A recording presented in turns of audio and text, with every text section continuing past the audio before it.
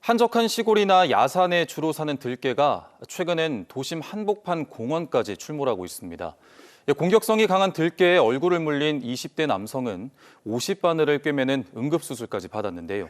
시민 안전이 크게 위협받고 있지만 들개에 물려도 보상받기는 쉽지 않다고 합니다. 하영광 기자가 취재했습니다.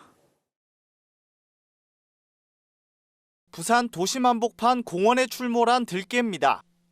20대 남성 A씨는 지난 3일 자신의 반려견을 공격하는 들개를 제지하다 공격당했습니다. 관자놀이와 광대뼈 주변을 물린 A씨는 50바늘을 꿰매는 응급성형 수술을 받았습니다. 굉장히 무섭고 저도 지나가면서 몇 번 보기만 했지 저 강아지가 저를 공격할 거라고는 전혀 생각도 못했기 때문에 저한테 또 달려들 수도 있으니까 그래서 도망치느라 좀 바빴습니다. 며칠 전에도 들개가 출몰했다는 신고가 접수돼 시민들은 불안에 떨었습니다. 애기들도 이렇게 막 주말 되면 많이 나오고 하니까 좀 위험하죠. 애기들 혹시나 다칠까 봐. 하지만 들개 피해에 대한 구제는 어려운 실정입니다. 관할구청은 생활안전보험으로 개 물린 피해를 보장하고 있지만 응급실 치료만 가능하고 성형외과 치료는 보상이 안 됩니다. 대원분이 원래 얼굴을 다치면은 응급실이 아니라 바로 성형외과를 가기 때문에 안내받은 대로 일반 병원을 가서 수술을 받은 거다. 당연히 받을 수 있을 거라 생각했는데 차례다 똑같이 이제 보장을 해줄 수 없다라고. 구청은 포획틀을 설치해 포획 작업에 나섰지만 예민할 대로 예민해진 들개를 잡기란 불가능한 수준입니다. 이렇게 사회화된 반려견의 경우 사람에게 공격성을 잘 드러내지 않지만 굶주린 들개의 경우 먹이를 두고 사람을 공격할 수도 있어 주의가 필요합니다. 전문가들은 들개를 손으로 만지는 것을 특히 조심해야 한다고 말합니다. 먹이를 준다든지 그 먹이를 유인을 하여서 얘를 갖다가 포획을 하려고 한다든지 함부로 만지는 행위를 하려고 할 경우에는 크나큰 문제가 발생할 수 있습니다. 개물림 사고라든지 병원균 전염이라든지 여러 가지 문제가 발생할 수 있으므로 될 수 있으면 모른 척하고 피하시는 게 제일 좋은 방법입니다. 과거 사람이 살지 않는 재개발 구역이나 야산에서 서식하던 들개가 도심 공원까지 위협하는 가운데 적절한 안전 대책과 피해 구제 방안 마련이 시급한 실정입니다. KNN 하인광입니다. 설 명절을 앞두고 명절 선물이나 제수용품들의 원산지 표시 위반이 끊이질 않고 있습니다. 소비자들이 모를 것이라는 생각에 원산지를 속이는 건데요. 단속 현장을 최한솔 기자가 동행 취재했습니다. 경남 창원의 한 강정 제조업체입니다. 명절 선물용 포장지에는 쌀과자와 조청이 국내산으로 표시되어 있습니다. 하지만 창고에 있는 재료들은 모두 외국산입니다. 장날 전통시장에도 가봤습니다. 지리산 대봉곶감이라 적힌 곶감들이 나열돼 있습니다. 단속반이라고 신분을 밝히자 말이 바뀝니다. 지금은 국산으로 판매하셨잖아요. 그죠? 예. 또 다른 노점 역시 중국산 곶감을 산청 곶감으로 속여 팔았습니다. 이거 단품이에요 물었는데 예 하시면서 한번 주셨다 아닙니까? 명절을 앞두고 선물용 농식품이나 제수용품들의 판매가 늘어나면서 값싼 중국산 등의 상품을 국내산으로 속여 파는 사례도 다시 늘어나고 있습니다. 이 농산물 표시 위반 적발 건수는 지난해 기준 경남이 266건, 부산이 163건입니다. 이는 우리 농산물을 생산하는 농가에도 직간접적 타격을 주게 됩니다. 최근 3년 동안 부산 경남의 적발 건수도 꾸준히 증가하면서 소비자들의 피해도 커지고 있습니다. 특히 전통 과자 같은 가공식품은 원산지를 구별하기가 더욱 어렵습니다. 가공품의 경우에는 한국에서 생산되는 양이 미미한 부분이 있는 품목에 대해서 가공품에 사용되는 양이 많은 품목일수록 저희가 의심을 해보고 설 명절 전 특별 단속을 계속 이어갈 계획인 농산물 품질관리원은 원산지 표시 위반에 대한 소비자들의 제보나 신고도 당부했습니다. KNN 최한솔입니다. 길가에 불법 주정차된 화물차 쉽게 보실 수 있을 텐데요.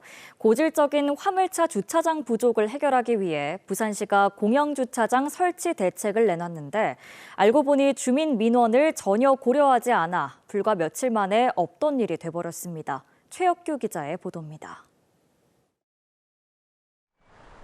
40년 가까이 대형 화물 차량을 운전해온 김재봉 씨. 사설 주차장에 주차 공간을 마련하기 전까지 김 씨는 불법 주정차 딱지를 수도 없이 받았습니다. 퇴근 뒤 화물 차량을 주차할 공간이 없어 길가에 차량을 세워두다 보니 생긴 일입니다. 많이 불편했죠. 그때는 서울에서 장가 다니는데 집에 오고 아침에 콘트라 반납 하면 노상이 되고 칠 수가 없어. 차에서 대기하고 있어야 돼요. 왜냐면 단속을 오면 도망가야 되니까 끌고 이동하면 안 끊으니까. 그리고 야간에는 차에서 자꾸 기다리고 있을 때도 있고.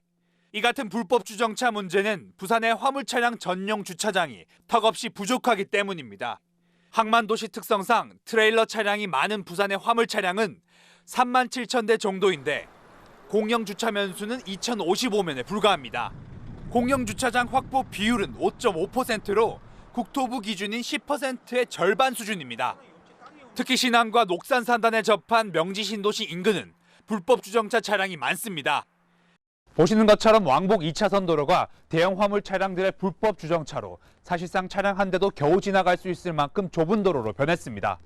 이런 문제를 해결하기 위해 부산시는 최근 명지요금소 교통광장에 공영 화물차 고지 조성을 추진했습니다.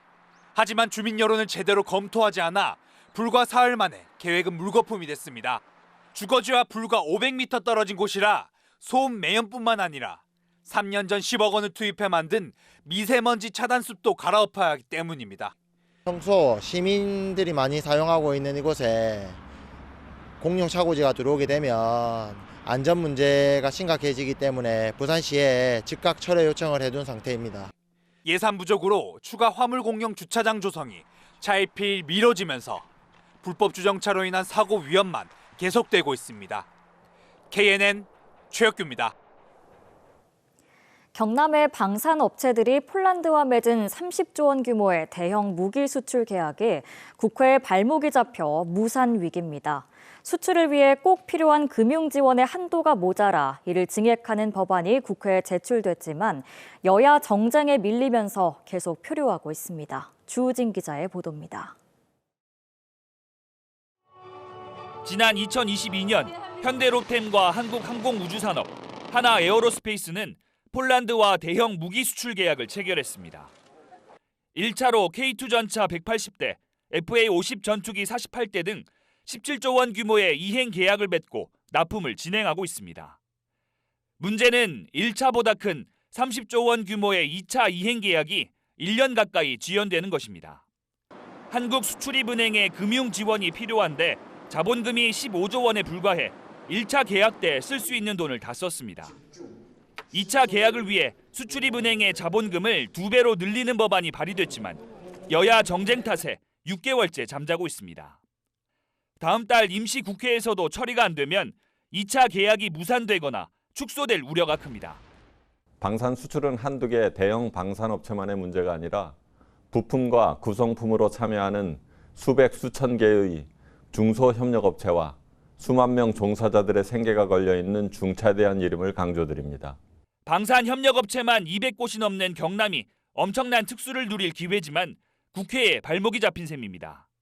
국회에 몇 차례 방문을 해서 수출입은행법 개정안 통과에 대해서 건의를 했었는데 아직도 국회에 발목이 잡혀 있기 때문에 이번 임시국회에서 수출입은행법을 꼭 개정해서 방위산업체들이 수출하는 데 지장이 없도록 해주시면. 수출된 K2 전차의 현지 생산이 이루어질 폴란드 포즈난시의 시장도 수출길이 열리길 바란다고 밝혔습니다. I strongly believe you have a very good product. So this opportunity also for Poznan to have such production, it is also quite important. 수출입은행법 개정은 방위산업뿐 아니라 사우디 네옴시티 등 전 세계의 초대형 인프라 사업 수주를 위해서도 시급히 개정돼야 한다는 목소리가 높습니다. KNN 주우진입니다. 오는 3월부터 새롭게 시작하는 부산 상공회의소 차기 회장 자리가 결국 합의 추대가 아닌 경선으로 뽑게 됐습니다. 양재생 은산해운 회장이 차기 부산상위 회장 선거에 출사표를 던지면서 현 장인화 회장과 치열한 경쟁을 펼치게 됐습니다. 이 소식은 윤혜림 기자가 취재했습니다. 양재생 은산해운 항공회장이 차기 부산상위 회장 선거에 출마하겠다고 밝혔습니다. 대기업 유치와 상공인화, 북항 재개발에 부산 상위회관을 세우겠다는 등 5대 공약도 발표했습니다. 부산에 국내외 굴지의 대기업을 유치하기 위해 제가 앞장서겠습니다. 양 회장은 중도 포기란 있을 수 없다며 끝까지 경쟁할 것이라고 강조했습니다. 또 본인이 당선될 경우 연임은 하지 않겠다며 3년 단임제 전통을 세우겠다고도 밝혔습니다. 제가 만약에 상무위원회 회장이 된다면 저 임기를 3년 하고 단임으로 끝내겠습니다. 부산도 앞으로 단임하는 이런 풍토가 있어야 된다고 생각합니다. 현 장이나 부산상공회의 소회장은 지난주 연임 도전을 공식화하며 본인이 겸직하고 있는 부산체육회장 자리를 내려놓겠다고 밝혔습니다. 더욱더 또 경제계 쪽에 몰입하라는 그런 의지가 있는 만큼 체육회장 자리에는 연연하진 않겠습니다. 추가 경쟁자 없이 합의 추대를 기대하며 내린 결단으로 분석됐지만 제25대 부산 상위회장 선거는 결국 경선으로 가게 됐습니다. 3년 전 24대 부산 상위회장이 27년 만에 경선으로 치러졌는데 이번에 또 경선을 치르며 선출권을 가진 상위위원들 표를 확보하기 위한 경쟁이 불붙을 전망입니다. 상위회장 선거가 벌써부터 과열 양상을 보일 것으로 예상되면서 한편에서는 선거 과정에서 상공계 분열과 갈등을 우려하는 목소리도 커지고 있습니다. KNN 윤혜림입니다. 올해부터 부산의 어린이 돌봄 정책이 크게 확대됩니다. 온 부산이 나서서 온종일 아이들을 돌보고 가르치겠다는 이른바 부산형 통합 늘봄 프로젝트가 시행됩니다. 김건영 기자의 보도입니다. 올해 부산 지역 초등학교 신입생 부모에게 학교 내 돌봄 수요를 파악했더니 전체 2만 명 가운데 8,800여 명이 희망하는 것으로 나타났습니다. 방과 후 아이들 돌봄에 대한 부모들의 고충이 엿보이는 결과입니다. 부산시와 부산교육청이 지역의 아이들을 공공에서 책임지고 돌보는 통합 늘봄 프로젝트를 전격 시행합니다. 먼저 어린이집과 유치원 보육 교육 시간이 밤 8시까지 늘어납니다. 긴급 돌봄이 필요한 아이들을 위한 24시간 돌봄센터도 38곳으로 늘어납니다. 초등생은 올해 1학년을 시작으로 내년에는 3학년까지 희망학생 모두가 늘봄학교에 다닐 수 있습니다. 늘봄학교에선 돌봄만이 아니라 학습형 방과 후 프로그램도 함께 제공합니다. 학교 내 돌봄 공간이 부족하면 지자체, 대학, 유치원 등 지역 연계시설도 적극 활용합니다. 걸어서 이동이 힘들면 통학 차량도 지원합니다. 16개 구군과 지역 대학들도 시설 제공과 프로그램 운영에 동참을 약속했습니다. 온 부산이 온종일 온 마음을 다해 부모가 내 자녀를 돌보듯 애지중지 우리 부산의 아이들을 키우겠습니다. 프로젝트의 핵심으로 수요가 가장 많을 것으로 예상되는 늘봄학교를 위해서 행정 지원 인력도 200명 넘게 새로 뽑습니다. 한 번도 가보지 않은 길을 먼저 가게 합니다. 험난한 길일 수도 있지만 그래도 가야 할 길입니다. 학교 내 돌봄 확대에 우려를 나타내고 있는 교원단체는 일단 정책 추진을 지켜보겠다는 입장입니다. 아이들에게 좋은 돌봄 환경이 만들어질 수 있도록 계속 지켜보고 바른 방향으로 갈 수 있도록 의견을 제시할 예정입니다. 반면 일선 학교의 돌봄 전담사들은 업무 과중으로 제대로 된 돌봄이 힘들 수 있다며 졸속 확대를 경고하고 있습니다. KNN 김건영입니다. 오늘 낮 2시 20분쯤 부산 사하구의 한 도로가 얼어붙어 소방이 얼음을 제거했습니다. 비슷한 시각 중구의 한 건물에 매달린 고드름을 제거하는 등 부산에서만 강추위와 강풍에 따른 10건의 신고가 접수돼 소방이 조치에 나섰습니다.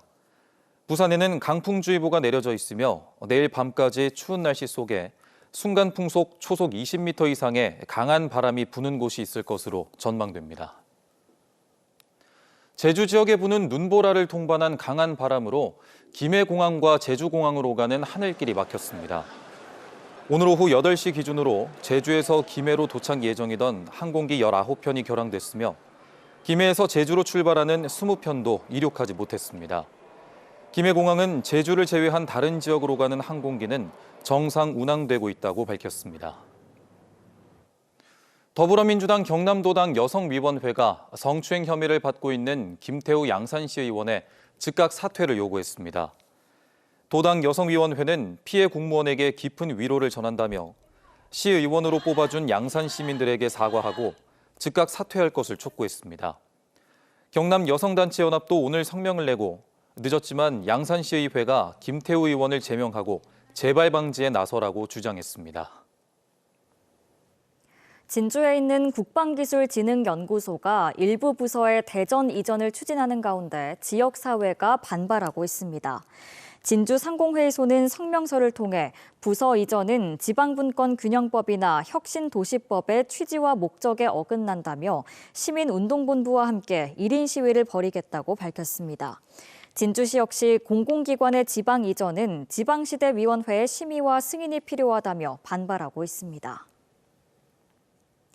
온 종합병원을 운영하는 온그룹이 최대 주주인 투자사 온그룹에셋 직원들이 4천만 원 상당의 임금을 받지 못하고 있다며 임금체불 해결을 촉구했습니다. 또 갑작스런 휴업 통보로 한순간 일자리를 잃게 됐다며 부당 해고 등으로 고발하겠다고 밝혔습니다. 반면 회사는 근로계약서에 따라 살펴보면 지급되지 않은 체불임금은 없으며 온 종합병원과는 직접적인 관련이 없는 회사라고 밝혔습니다. 경남도가 고독사 위험이 있는 중장년에게 반려로봇 210대를 보급합니다. 반려로봇은 의사소통이 가능하고 영상통화와 노래재생 기능을 갖췄으며 경남도는 우울증 위험이 큰 15개 시군의 노인 210명에게 한 대씩 보급할 예정입니다.